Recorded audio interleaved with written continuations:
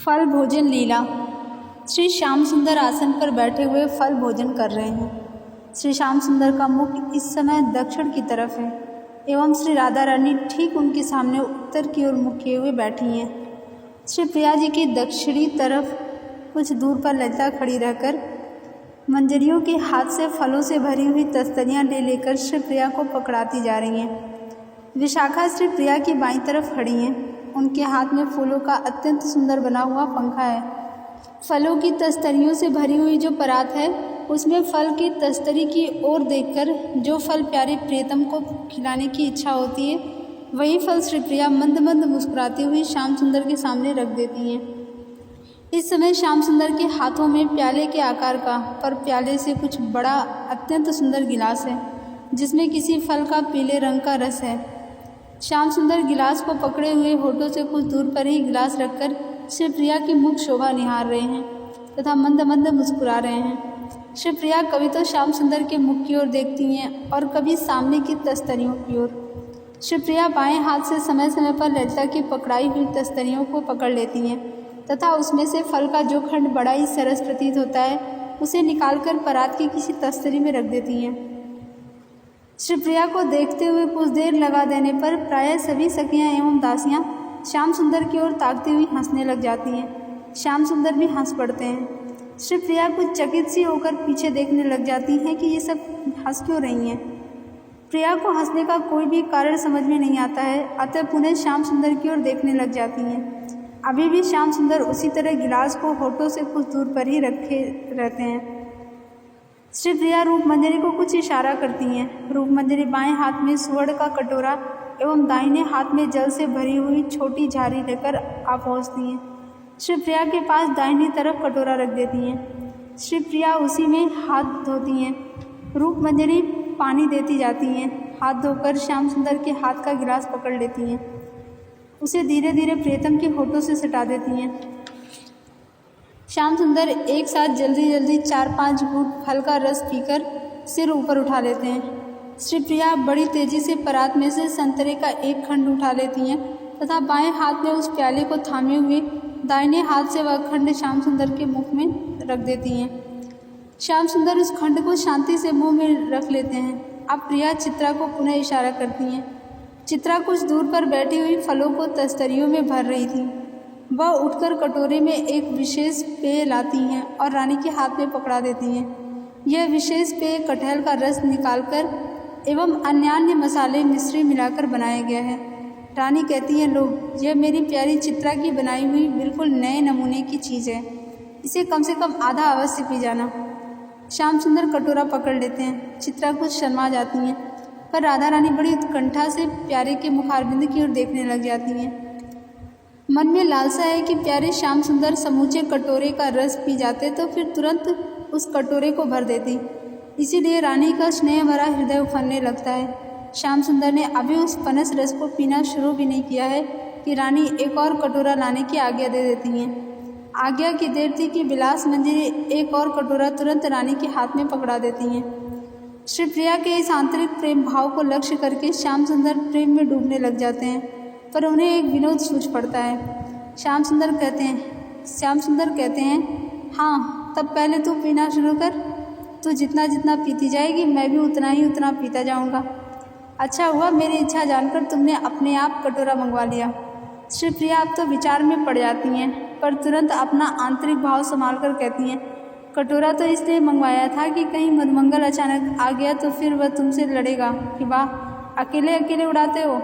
उस समय मैं तुम्हें यह कहकर बचा दूंगी कि नहीं, देख, श्याम सुंदर ने एक कटोरा बहुत पहले से ही तुम्हारे लिए रख छोड़ा है। श्याम सुंदर कहते हैं, नहीं, मधुमंगल आज नहीं आएगा, उसे मैंने दूसरे काम से भेजा है। चित्रा की बनाई हुई चीज़ को मैं तुम्हारे बिना लूँ, यह कैसे हो सकता है। रानी ने बहुत टाल मटोल की पर श्याम सुंदर ने बड़ी चतुराई से रानी की प्रत्येक बात को हंसी में उड़ा दिया। रानी सिर नीचा करके सोचने लगती हैं कि क्या करूँ। वे श्याम सुंदर को आंखों से कुछ इशारा करती हैं पर श्याम सुंदर सिर हिलाकर ना का भाव प्रकट करते हैं। फिर रानी विनय के स्वर में कुछ कहती हैं, अच्छा, तुम पहले रस पी लो एवं अन्य फल खा लो, फिर मैं रस पी लूँगी। रानी की बात सुनकर श्याम सुंदर एक बार तो आंखें मूंद कर कुछ क्षण तक सोचते रहते हैं। फिर कहते हैं, अच्छा यही सही, पर देखना भला पलट मत जाना। रानी जल्दी से कहती है, ना नहीं पलटूंगी। अब श्याम सुंदर उस कटोरे से रस पीते हैं, आधा पीकर परात में रख देते हैं। अब रानी परात की प्रत्येक तस्तरी में हाथ डालती हैं तथा एक एक खंड प्यारे श्याम सुंदर के मुख में देती चली जाती हैं। श्याम सुंदर अपनी प्रिया का प्रेम भरा हुआ वह प्रसाद पाते हैं। आम, जामुन, सेब, लीची, अनानास, कदली, अमरूद, बेर, मकोए, पीलू, अंगूर, सिंघाड़ा, शहतूत आदि क्रमशः प्रिया श्याम सुंदर के मुख में देती चली जाती हैं और श्याम सुंदर खाते जाते हैं। कुछ ऐसे विचित्र विचित्र फल हैं जिनसे अत्यंत मधुर अनिर्वचनीय सुगंध निकल रही है। सारा कमरा उस सुगंध से सुवासित हो रहा है। शिवप्रिया एक एक करके सब नमूनों में से थोड़ा थोड़ा उठाती हैं और प्यारे के मुख में देकर प्रेम में डूब जाती हैं। श्याम सुंदर खाते हुए स्वयं भी प्रेम में इतने विवश हैं कि उन्हें यह ज्ञान नहीं कि मैं क्या खा रहा हूँ और कितना खा रहा हूँ। शिवप्रिया भी प्यारे के मुखमंडल पर दृष्टि टिकाई यंत्र की भांति तस्तरी से फल का खंड उठाती चली जाती हैं। अवश्य ही तनिक भी भूल अब तक नहीं हुई है, अर्थात प्रिया ने बराबर नई नई तस्तरी में ही हाथ डाला है। पर इतनी देर तक प्यारे के मुखमंडल पर दृष्टि टिकाए रहने के कारण महाभाव स्वरूपा शिवप्रिया अब यह ज्ञान खो बैठती हैं कि मैं राधा हूँ। शिवप्रिया का मन प्यारे श्याम सुंदर में इतना तल्लीन हो जाता है कि वे स्वयं अपने को श्याम सुंदर मान बैठती हैं। शिवप्रिया सोचती है कि मैं श्याम सुंदर हूँ, इसीलिए ही इस बार हाथ श्याम सुंदर के होठों के पास नहीं ले जाकर फल का टुकड़ा अपने होठों के पास ले जाती हैं। शिवप्रिया की यह प्रेमावस्था देखकर सखियाँ एक बार तो प्रेम से मूर्छित सी होने लगती हैं, पर बड़ी मुश्किल से अपने को संभाल लेती हैं। इधर प्यारे श्याम सुंदर शिवप्रिया के मुख पर लगातार दृष्टि जमाए रखने के कारण यह ज्ञान खो बैठते हैं कि मैं श्याम सुंदर हूँ। वे समझने लगते हैं कि मैं राधा हूँ, सामने श्याम सुंदर है, हाथ में फल का टुकड़ा लिए हुए मेरे हाथ की प्रतीक्षा कर रहे हैं कि प्रिया मुझे खिला दे। इसी भाव से उधर हाथ बढ़ाते हैं। बड़ी सुंदर झांकी है। भावावेश में श्री प्रिया फल का खंड हाथ में लेकर अपने होठों के पास रखे हुए पत्थर की मूर्ति की तरह श्याम सुंदर की ओर ताक रही हैं और श्याम सुंदर शिवप्रिया की दाहिनी कलाई के पास अपने दाहिने हाथ की अंगुली रखते हुए पत्थर की मूर्ति बने बैठे हैं। शिवप्रिया प्रियतम की इस दशा की ओर लक्ष्य करके अब सखियां कुछ चिंतित सी भी हो जाती हैं। ललिता एवं विशाखा आपस में विचार करती हैं कि भावावेश को शिथिल कर देना अच्छा रहेगा, नहीं तो पता नहीं कोई अनिष्ट घटना न हो जाए। इस विचार से ही विशाखा मधुमती मंजरी को कुछ इशारा करती हैं। मधुमती मंजरी बड़ी फुर्ती से बीड़ा उठा लेती हैं तथा मधुर कंठ से गाना आरंभ करती हैं। रीझी रीझी रहसी रहसी हंसी हंसी उठे, सांसें भरे आंसू भरी कहत दई दई, चौकी चौकी चकी चकी औचकी उचकी देव, छगी छगी बकी बकी पूरन बई बई, दोउन को रूप गुण दो बरनत फिरे, घर न थिरात रीति नेह की नई नई, मोहि मोहि मोहन को मन भयो राधा में, राधा मन मोहि मोहि मोहन मई मई। संगीत प्रारंभ होने पर उसकी मधुर स्वरलहरी निकुंज में गूंजने लग जाती है। मधुमती मंजरी का कंठ आज असीम रूप से मधुर हो गया है। दो कड़ी गाते ही शिवप्रिया प्रीतम की पुतनियाँ जो बिल्कुल स्थिर दिख रही थी, वे एक दो बार ऊपर नीचे घूम जाती हैं तथा पलक गिरकर आंखें बंद हो जाती हैं। उसी भावावेश में संगीत के अनुरूप भाव से शिवप्रिया प्रीतम अब अभिभावित होने लगते हैं। शिवप्रिया देख रही हैं, मैं किसी ग्वालिन के घर पर छाक का बायना देने गई हूँ। ग्वालिन श्याम सुंदर के पीताम्बर की तरह ओढ़नी को लपेटे हुए है। उसे देखकर मैं बिल्कुल श्याम सुंदर के ध्यान में तल्लीन होकर हंस रही हूँ, बड़बड़ा रही हूँ, कभी छाती पीटकर रोने लग जाती हूँ। बावले की तरह दौड़कर अपने हाथ के छाक का बर्तन तो मैं पटक देती हूँ तथा उसके घर का एक मटका उठाकर ले भागती हूँ। ग्वालिन मेरी दशा देखकर मुझे दुलरा रही है और पूछ रही है कि बहन तुझे क्या हो गया है? तू तो बिल्कुल बावली सी दिख रही है। मैं उसे जवाब दे रही हूँ कि ओह क्या ही रूप है बहन, तू बता सकेगी श्याम सुंदर इतने सुंदर क्यों हैं? उन्हें इतना मधुर बोलना किसने सिखाया, बता दे बहन। मेरी बात सुनकर ग्वालिन मेरा हाथ पकड़कर कह रही है कि चल मैं तुझे घर पहुँचाऊँ, तू होश में नहीं है। इतना कहकर वह ग्वालिन मेरा हाथ पकड़े हुए चल रही है, पर मेरे शरीर का आकार बिल्कुल बदल गया है। मैं बिल्कुल श्याम सुंदर की सी दिख रही हूँ। साड़ी के बदले मेरे ऊपर पीताम्बर है, चूड़ा के बदले मेरे मोर मुकुट है। मैं गोरी से बिल्कुल सांवली बन गई हूँ। इधर श्याम सुंदर संगीत के भाव से आविष्ट होकर यह अनुभव कर रहे हैं, गाय चराने के लिए मैं वन में जा रहा हूँ। गोष्ठ के बाहर निकलते ही मेरी प्रिया मुझे मिल गई हैं। प्रिया अंचल में फूल बीन बीन कर रख रही हैं। सिर से अंचल खिसक कर पीठ पर आ गया है। नागिन की सी बेड़ी पीछे नाच रही है। मैंने ताली बजाकर प्रिया को इशारा किया है। इशारा करते ही प्रिया ने मेरी ओर तिरछी चितवन से देखा है। देखते ही मेरा हृदय बिंद सा गया है। मैं जोर से कह रहा हूँ, आ। तुरंत मेरी प्रिया झाड़ी में छिप जाती है। मेरी आंखें भर आई हैं। मैं कलेजा थाम कर वहीं बैठ गया हूँ। मधुमंगल, सुबल, अंश, स्तोक आदि सखा घबराए हुए से पूछ रहे हैं, क्यों भैया कानू, क्या हुआ? ऐसा हमने तुम्हें कभी नहीं देखा। मैं उनसे कह रहा हूँ कि अंश, तुमने कभी करोड़ों चंद्रमाओं को एक साथ उदय होते देखा है? अंश उत्तर देता है कि नहीं। मैं कह रहा हूँ कि अच्छा देख, करोड़ ही नहीं, असंख्य चंद्रबिंबों में जो शोभा है वह भी फीकी पड़ जाए, ऐसी शोभा मैंने अभी अभी उस झाड़ी के पास देखी है। अंश आश्चर्य में भरा हुआ पूछता है कि किसकी शोभा? मैं कह रहा हूँ कि रा रा रा रा। मैं चाहता हूँ कि प्रिया का नाम उच्चारण करूँ, पर बोली बंद सी हो गई है। इसी समय मेरी प्रिया की मधुर कंठ ध्वनि हमें सुन पड़ती है। मेरा हृदय नाचने लगता है। मैं चाहता हूँ कि ठीक से बोलकर सखाओं को समझाऊँ, पर कुछ का कुछ बोल जाता हूँ। मैं पागल की तरह रटने लग जाता हूँ कि मृग मन करत शिकार, मृग मन करत शिकार। मेरे शरीर का आकार बदल गया है। मैं बिल्कुल प्रिया के आकार का हो गया हूँ।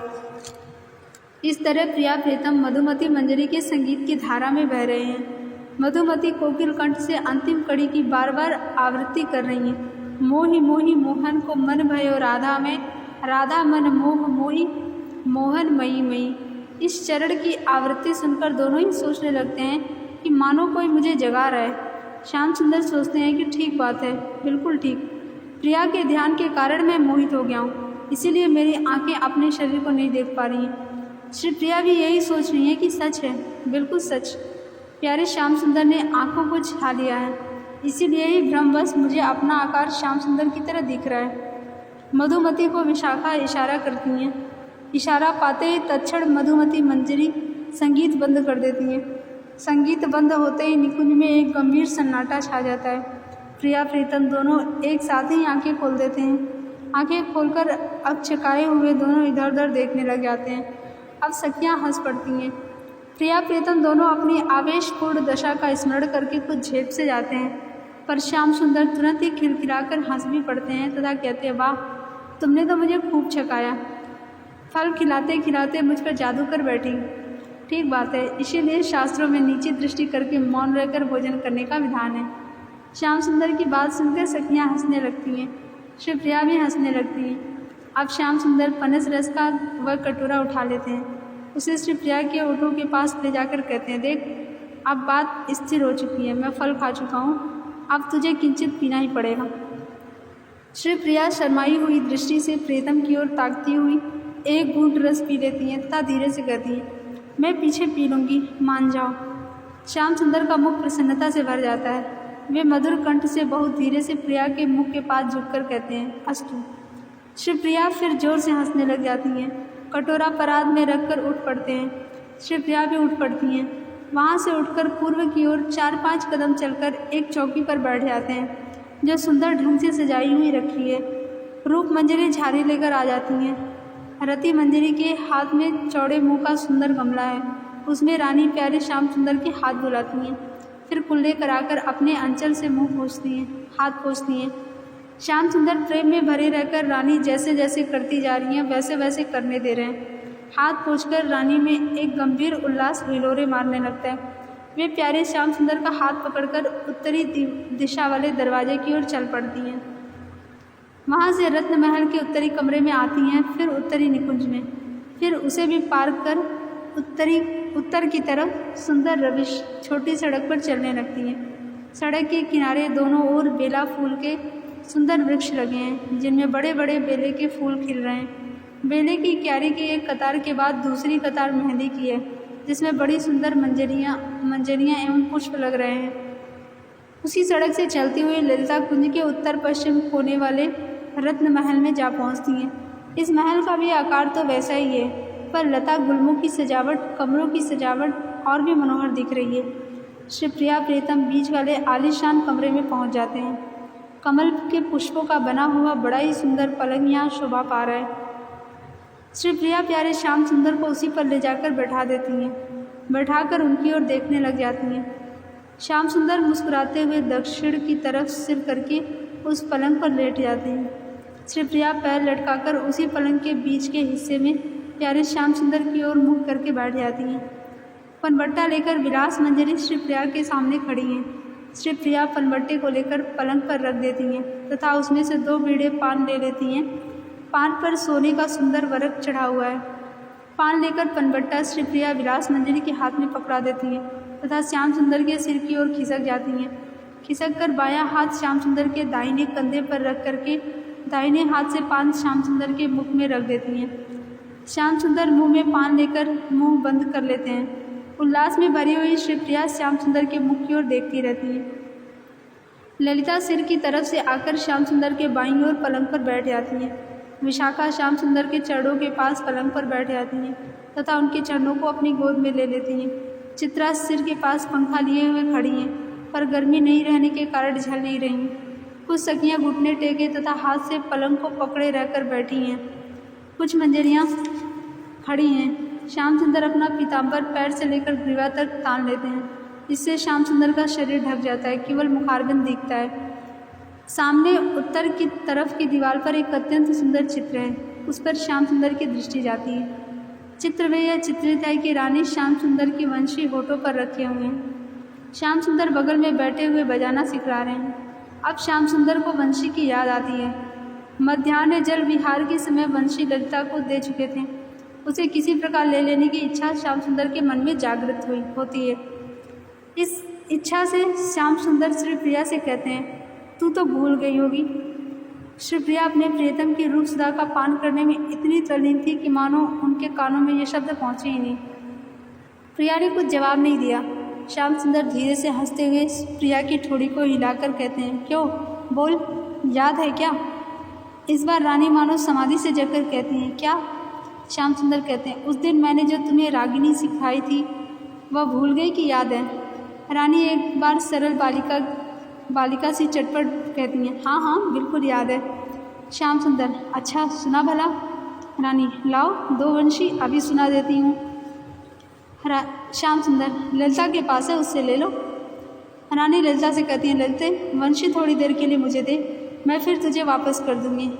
ललिता कुछ क्षण मुस्कुराते हुए सोचती हैं, फिर एक मंजरी को कुछ इशारा करती हैं। वह वंशी ले आती हैं।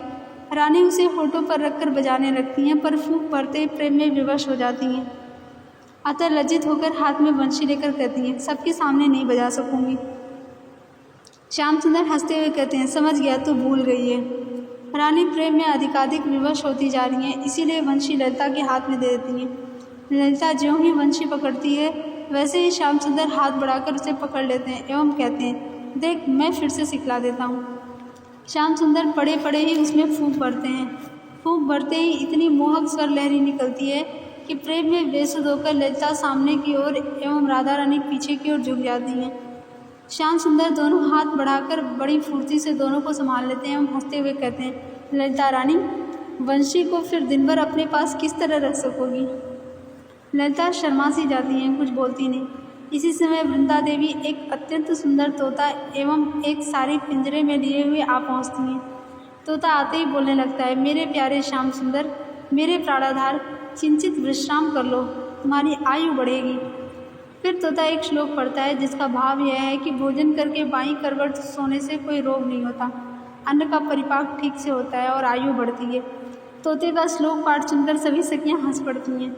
तोता अपनी आँख की पुतलियों को कायों में नचाता हुआ ऐसी गंभीरता की मुद्रा बना रहा है मानो उसे आयुर्वेद शास्त्र का पूरा ज्ञान है।